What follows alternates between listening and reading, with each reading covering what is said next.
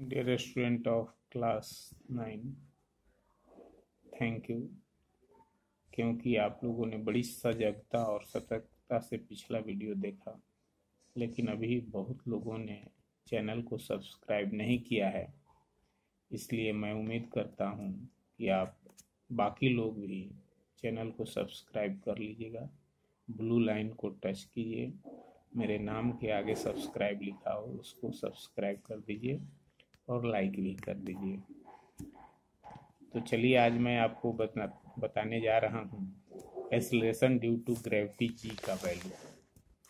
तो जी का वैल्यू क्या होता है, हम आपको बताए थे कि अगर कोई वस्तु को हम किसी ऑब्जेक्ट को ऊपर से नीचे फ्री फॉल कराते हैं तो फोर्स ऑफ ग्रेविटेशन के कारण एक्सेलरेशन उस ऑब्जेक्ट में उत्पन्न होता है। When an object is dropped from some height, a uniform acceleration is produced in it by the gravitational pull of the earth. This gravitational pull does not depend on the mass of the body. The uniform acceleration produced in a freely falling body due to gravitational force of the earth is known as acceleration due to gravity and it is denoted by g. g का value बदलता रहता है। क्यों बदलता है इसकी चर्चा हम आगे करेंगे, लेकिन ऐसे अर्थ के सरफेस पर जी का वैल्यू हमेशा 9.8 मीटर पर सेकेंड स्क्वायर होता है। इसको हम निकाल के आपको दिखाएंगे। एक चीज़ और इसमें बता दें कि अगर कोई वस्तु किसी ऑब्जेक्ट को हम ऊपर से नीचे की तरफ गिराते हैं तो उसमें एक्सेलरेशन जो उत्पन्न होता है उसका वैल्यू होता है, उस जी का वैल्यू होता है वह एक्सेलरेशन जो कि ग्रेविटी के कारण होता है, तो उसमें जो है उस जी का वैल्यू 9.8 मीटर पर सेकेंड स्क्वायर होता है। इसके उल्टे जब हम किसी वस्तु को नीचे से ऊपर की ओर फेंकते हैं तो उसमें रिटार्डेशन होता है और वो अभी 9.8 मीटर पर सेकेंड स्क्वायर। यानी जैसे हम किसी वस्तु को ऊपर की ओर फेंकते हैं तो उसमें रिटार्डेशन शुरू हो जाता है। रिटार्डेशन का मतलब उसकी वेलोसिटी धीरे धीरे घटने लगती है और एक समय ऐसा आएगा कि उसका वेलोसिटी किसी हाइट पर जा कर के जीरो हो जाएगा। और जैसे ही उसका वेलोसिटी जीरो होगा उसके बाद फिर वह ऑब्जेक्ट जो है धीरे धीरे नीचे गिरने लगती है और वह फ्री फॉल हो जाता है और एक्सेलरेशन बढ़ते जाता है जब तक कि वह पृथ्वी से टकरा न जाए।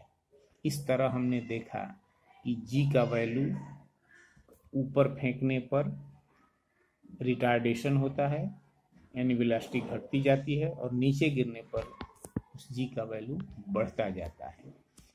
तो यहाँ हम ये आपको दिखाने का प्रयास करेंगे कि जी का value doesn't depend, the value of G does not depend on the mass of the object. Mass of object पर यह डिपेंड नहीं करता है, इसको हम आपको दिखा रहे हैं। Next proceed. हम जानते हैं we know F equal to G capital M small M by are square, where G is the gravitational constant, universal gravitational constant, capital M is the mass of the earth, M is the mass of the body and R is the radius of the earth। देखिए, यह अर्थ अगर है तो इस अर्थ का centre यहाँ है और ऑब्जेक्ट यहाँ रखा हुआ है, तो इसका मास M है, इस अर्थ का मास कैपिटल M है और यह रेडियस कैपिटल R से सूचित किया गया है by second law of motion. F equal to ma हम जानते हैं। अब इक्वेशन 1 और 2 के अनुसार हम देखते हैं एफ का वैल्यू एम ए यहाँ रख देंगे तो m a equal to G capital M small M by are square. M m cancel हो जाएगा तो ए का value G capital M by are square होगा।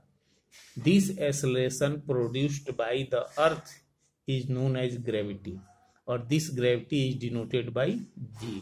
Then a becomes g, g equal to G M by are square. Here small m is absent. इसका मतलब सिर्फ यही हुआ कि इस ग्रेविटी का वैल्यू स्मॉल एम पर निर्भर नहीं करता है, यानी g का value doesn't depend on the mass of the body, that is g does not depend on the mass of the body. अब इस g का वैल्यू निकालने के लिए हमको इसमें g, m और r का वैल्यू रखना पड़ेगा। तो आइए यहाँ रखते हैं, स्मॉल g बराबर capital G m by are square. Capital G का वैल्यू होता है 6.7 into 10 to the power minus 11 into 6 into 10 to the power minus 10 के पावर 24। यह कैपिटल M यानी मास ऑफ द अर्थ है, और रेडियस ऑफ द अर्थ होता है 6.4 into 10 to the power 6 metre में है। 10 पावर 3 किलोमीटर होता है, लेकिन इसको मीटर में चेंज कर दिया गया का होल स्क्वायर।